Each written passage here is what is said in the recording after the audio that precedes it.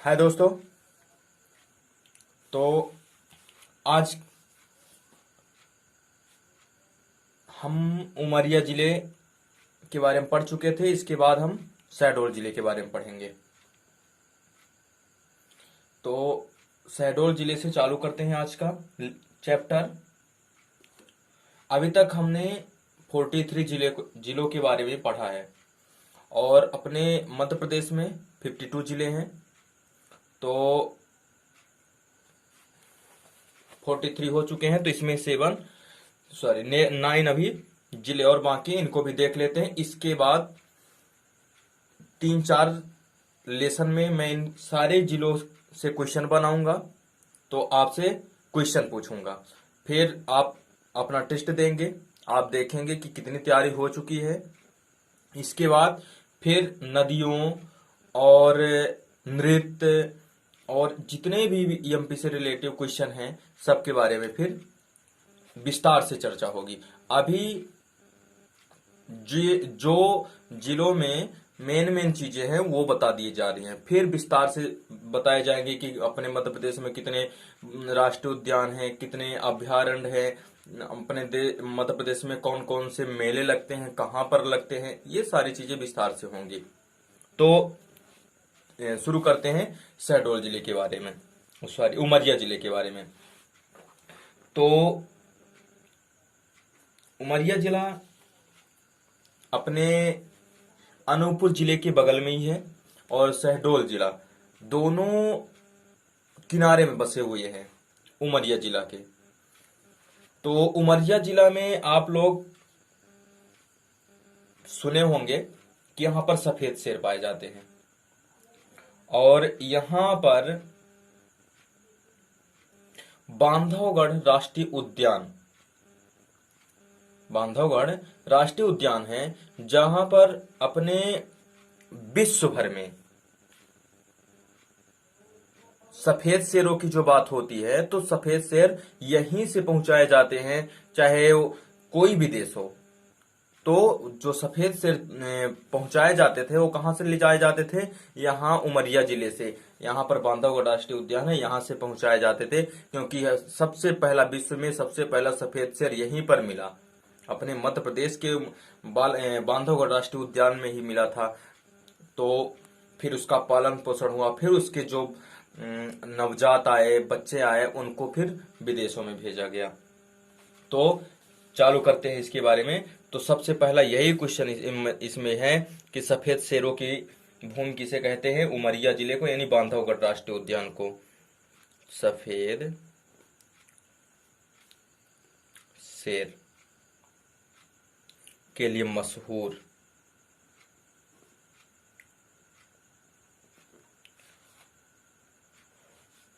कौन सा राष्ट्रीय उद्यान है? बांधवगढ़ राष्ट्रीय उद्यान। और एक चीज और इसमें फैक्ट है कि 32 पहाड़ियों से घिरा हुआ है। ये कितने पहाड़ियों? 32 पहाड़ियों से। कौन? ये जो बांधवगढ़ राष्ट्रीय उद्यान है, ये 32 पहाड़ियों से घिरा हुआ है। फिर यहाँ पर मध्य प्रदेश का सर्वाधिक लाख उत्पादन होता है। सर्वाधिक लाख उत्पादन कहां पर होता है? ये उमरिया में ही होता है। ध्यान रखिएगा, यहां पर सबसे ज्यादा लाख उत्पन्न होता है। और उमरिया में हर्रा से भिलाला निकाला जाता है। हर्रा आपने औषधि है, आपने सुना होगा, शायद आपने केमिस्ट्री जब पढ़ा होगा, और जो बायो साइंस वाले वही पढ़े होंगे। तो केमिस्ट्री में आपने सुना था हर्रा बहेरा, शायद 10th में भी है ये क्वेश्चन। हर्रा बहेरा ये औषध के रूप में काम में आते हैं। तो हर्रा से भिलाला निकाला जाता है। कहाँ? उमरिया में। उमरिया में हर्रा से भिलाला निकाला जाता है। और यहां पर चपड़ा बनाने का सरकारी कारखाना है। चपड़ा आप समझ रहे हैं? अगर ना समझते हो तो देखिए, जो सरकारी कामकाज होते हैं, तो जब उनकी सील पैकिंग की जाती है, कोई भी रिकॉर्ड रखना होता, पैकिंग की जाती है, तो कौन सा किसका सील लगाया जाता है, उसमें आप देखे होंगे रेड कलर का कुछ मोम जैसा लगा देते हैं, वो है चपड़ा। वो सरकारी कार्यों में ज्यादातर प्रयोग किया जाता है, वो उसी इससे सील बंद कर दिया जाता है, तो उसको बोलते हैं चपड़ा। तो इसका सरकारी कारखाना है यहाँ पर, कहाँ पर, उमरिया में। किसका?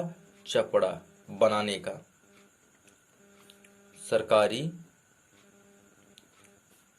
कारखाना कहाँ पर है? उमरिया में है। ठीक। अगला क्वेश्चन है यहाँ पर,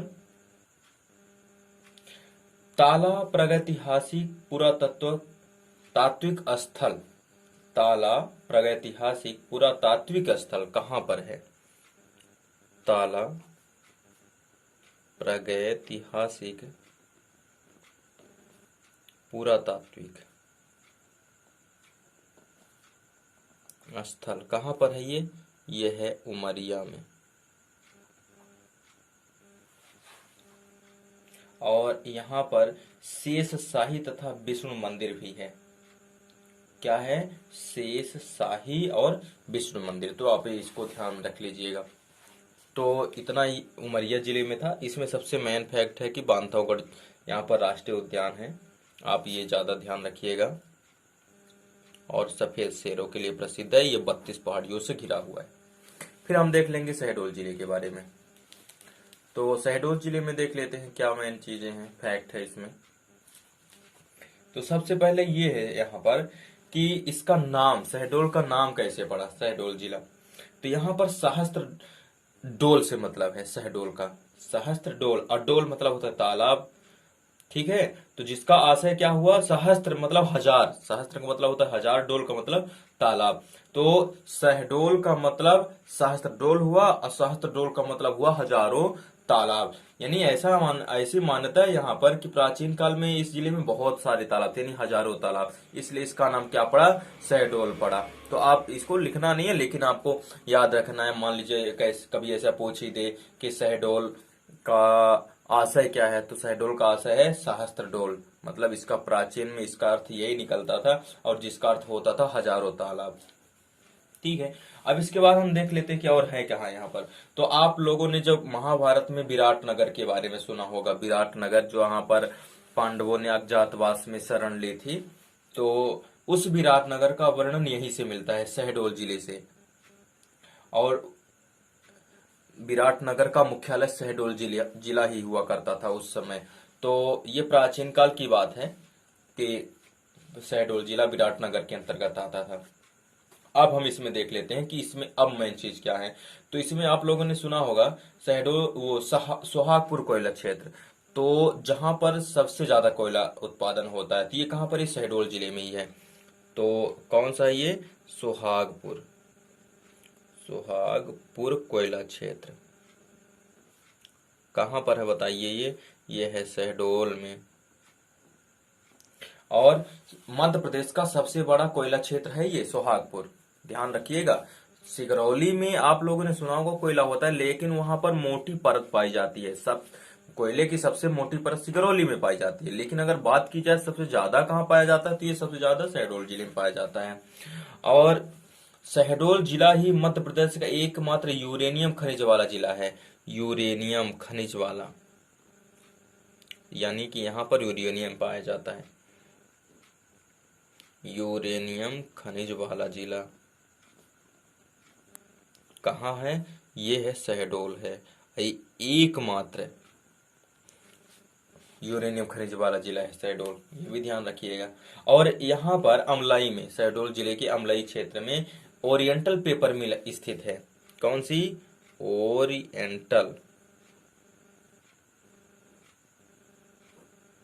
पेपर मिल, कहां पर है ओरिएंटल पेपर मिल, अमलई। और अमलई कहाँ है, ये शहडोल में है। ठीक है, और रिजर्व बैंक का जो नोट छपता है वो कहां पर छपता है बताइए, ये आप कमेंट बॉक्स में उत्तर देंगे आप। और बैंक नोट जो प्रेस है वो आप क्वेश्चन में देंगे, और जो प्रिंटिंग प्रेस है, न्यूज प्रिंटिंग प्रेस, आप उसका भी उत्तर देंगे कमेंट बॉक्स में। फिर अगला देख लेते हैं इसमें क्या है। यहाँ पर भारत की सबसे पहली किन्नर विधायक जिसका नाम था शबनम मौसी, ये सोहागपुर विधानसभा से निर्वाचित हुई थी। भारत की, बहुत ही जरूरी क्वेश्चन ये, भारत की पहली किन्नर विधायक कहाँ से हुई, जिनका नाम था शबनम मौसी। शबनम मौसी, तो ये कहाँ से हुई थी, ये सोहागपुर से। इनका जो निर्वाचन क्षेत्र था ये सोहागपुर ही हुआ था। और सोहागपुर है कहाँ, ये आप लिख लेंगे यहाँ पर, शहडोल में। शहडोल विधानसभा की सोहागपुर सीट से वो निर्वाचित हुई थी, भारत की पहली किन्नर विधायक हुई थी। और किन्नरों को वोट डालने का अधिकार कब प्राप्त हुआ, ये आप ये बताइए। वोट डालने का अधिकार कब हुआ इनको, 1994 से हुआ इनको वोट डालने का अधिकार, जो इनको प्राप्त हुआ, किनको, किन्नरों को, तो 19 यानी 1994 से हुआ इनको वोट डालने का अधिकार। तो ये हो गया किसके बारे में, शहडोल जिले। बस इतना ही शहडोल जिले के बारे में। और प्लीज अगर आपको वीडियो मेरा अच्छा लग रहा हो तो लाइक और शेयर जरूर कीजिए। आपसे आग्रह है कि अगर मैं आपके लिए मेहनत करता हूं तो आप शेयर जरूर कीजिए, जिससे और लोगों का भी भला हो सके। आप इतना तो मेरे लिए कर ही सकते हैं। ठीक, अब आगे हम देख लेते हैं नीमच जिले के बारे में। तो नीमच के बारे में देख लेते हैं कि क्या खास दिया इसमें, है क्या इसके बारे में खास। तो नीमच जिले का गठन हुआ 1998 में, 1998 में हुआ इसका गठन। फिर इसका जो आकार है नीमच जिले का, ये हृदय जैसे है, जैसे अपना हृदय होता है ना, ऐसे इसका आकार होता है। किसका, नीमच जिले का। आप देखेंगे मैप में तो ये मंदसौर के पास में है, यानी राजस्थान के किनारे में, ज्यादातर ये राजस्थान के किनारे में है। फिर जो 1857 की क्रांति हुई, ये मध्य प्रदेश के नीमच से शुरू हुई थी। वहां की जो छावनी थी नीमच जिले में, वहीं से सबसे पहले विद्रोह की चिंगारी भड़की थी। फिर इसके बाद जो दिया है इसमें मेन ये लिख लेते हैं कि मध्य प्रदेश में जो ग्राम न्यायालय की शुरुआत हुई थी, सबसे पहले 2001 में नीमच जिले से ही शुरुआत हुई थी। तो और कल हमने आप लोग को एक क्वेश्चन बताया था कि मध्य प्रदेश की सबसे बड़ी पंचायत का नाम रावड़खेली है, तो वो कहाँ पर थी, वो सागर जिले में थी ना। हाँ, तो आप लोग ये ध्यान रखना है, ऐसी चीजें आ जाती हैं। तो सबसे पहले ग्राम न्यायालय कहाँ की शुरुआत हुई बताइए, ग्राम न्यायालय कहाँ से, नीमच से हुआ सर्वप्रथम। कहाँ का, मध्य प्रदेश का। और कब से हुई, 2001 से चालू हुई, ग्राम न्यायालय की बात हुई। तो कहाँ से शुरू हुई थी, ये नीमच जिले के झांतला ग्राम से हुई थी। ये भी लिख लेते हैं, कौन सा, झांतला ग्राम से हुई थी। ठीक, अगला देख लेते हैं। यहां पर केंद्रीय आरक्षित पुलिस बल यानी सीआरपीएफ प्रशिक्षण केंद्र अवस्थित है। यहाँ पर सीआरपीएफ का प्रशिक्षण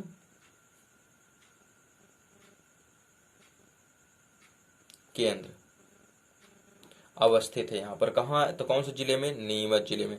ध्यान रखिएगा, ये इन सेंटर की बात कर रहा है, सेंटर यानी कि जिसका हिंदी में क्या नाम होता है, केंद्रीय आरक्षित पुलिस बल, सीआरपीएफ। तो अपने मध्य प्रदेश में जो हमने बताया था पुलिस अकादमी, राज्य पुलिस अकादमी का प्रशिक्षण, तो वो सागर जिले में था। जो वन विभाग का था वो कहा था, बालाघाट में था। लेकिन ये सीआरपीएफ का है, सीआरपीएफ का प्रशिक्षण केंद्र कहाँ पर है, नीमच जिले में है।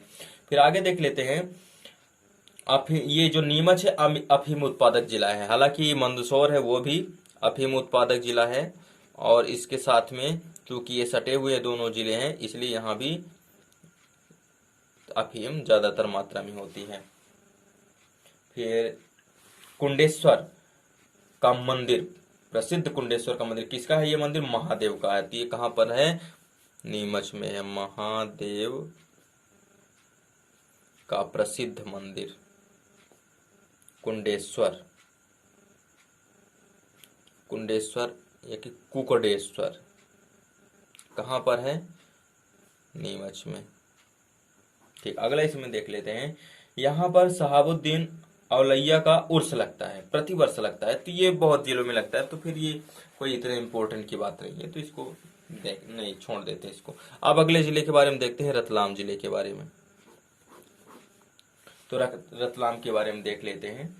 रतलाम को सेब की नगरी भी कहते हैं। सेब, सेब को मतलब आप समझ रहे हैं, जो आप नमकीन, सेब वाली नमकीन आप खाते होंगे, आती भी है बाजारों में, वो कहाँ पर बनती है? वो रतलाम में ही बनती है। और आप लोगों ने सुना होगा रतलामी सेब, एक आती है ना रतलामी सेब नमकीन आती है, तो वो कहाँ पर उसका उत्पादन होता है? वो यहीं पर होता है। कहाँ पर? रतलाम में। इसीलिए तो इसको सेब की नगरी कहते हैं। सेब का मतलब वही फल वाला सेब नहीं, जो नमकीन बनती है सेब की, वो वाली। इसलिए इसको सेब की नगरी कहते हैं, रतलाम को ध्यान रखिएगा। और यहाँ पर मालवा, राजस्थान, गुजरात की एक साथ अनूठी संस्कृति मिलती है। किसकी? चाहे गान तान हो, चाहे नृत्य हो, सबकी क्योंकि ये जो है ना जिला, वो राजस्थान, गुजरात और मध्य प्रदेश तीनों की, हालांकि मध्य प्रदेश का तो जिला ही है, पर राजस्थान और गुजरात की किनारे में बसा हुआ है ये जिला है। इसलिए यहाँ पर दोनों, तीनों प्रदेशों की संस्कृतियां मिलती जुलती हैं। और रतलाम जिला भी अफीम उत्पादक जिला है। फिर आगे देख लेते हैं, ये किसके लिए प्रसिद्ध है? ये नमकीन सेव के लिए, सोना, सट्टा और समोसा के लिए ये जिला प्रसिद्ध है। और यहाँ पर सैलाना फ्लोरिकन अभ्यारण्य, तो अगर पूछ देता है कि सैलाना फ्लोरिकन अभ्यारण्य कहाँ पर है? अभ्यारण्य कहाँ पर है, तो आप बताइए कहाँ पर है? ये रतलाम में है। और यहाँ पर कौन से पक्षी का संरक्षण किया जा रहा है? तो खरमौर पक्षी का। यहाँ पर किसका संरक्षण किया जाता है? खरमौर पक्षी का संरक्षण किया जाता है। कौन सा अभ्यारण्य है ये? सैलाना फ्लोरिकन अभ्यारण्य है ये। तो आगे देख लेते हैं, यहाँ पर खेलसड़ी उद्योग ये अवस्थित है। यहाँ पर कौन सा उद्योग? खेल सड़ी उद्योग कहाँ पर? रतलाम में। आगे देख लेते हैं, जावरा में चीनी मिल अवस्थित है, यानी रतलाम में ही। जावरा, जिसको हम रतलाम बोलते हैं, यहाँ पर क्या है? चीनी मिल अवस्थित है। इस प्रकार से रतलाम जिले के बारे में, इस रतलाम जिले के बारे में ज्यादा इंपॉर्टेंट है नहीं कुछ भी, 3-4 चीजें दी हुई थी इसमें, तो ये देख लिया हमने। अब इसके बाद कल नेक्स्ट वीडियो में आप लोगों को मंदसौर जिले के बारे में बताएंगे। फिर इसके बाद देवास जिले के, कल ये हो जाएगा जिलों के बारे में, क्योंकि 47 हो चुके हैं, अब 4 और बचे हुए हैं, तो कल वाले वीडियो में हो जाएगा। ये कल का वीडियो थोड़ा सा लंबा कर देंगे तो हो जाएगा। तो इस प्रकार से आपको हमने 47 जिलों के बारे में बताया। और यदि आप लोगों को अच्छा लगा हो वीडियो, और यदि लगता हो कि मैं मेहनत करता हूं आप लोगों को पढ़ाने के लिए, प्लीज़ शेयर जरूर कीजिए। और अभी तक जो सब्सक्राइब नहीं किए हैं आप लोग सब्सक्राइब भी कर लीजिए, जिससे कि जब मैं वीडियो अपलोड करता हूं तो आपके पास आ सके और आप उनको पढ़ सके। और आप अगर चाहते कि आपके दोस्त भाई भी अच्छे से पढ़ सके, तो उनके लिए उनको भी शेयर कर दीजिए, जिससे वो भी पढ़ सके। धन्यवाद।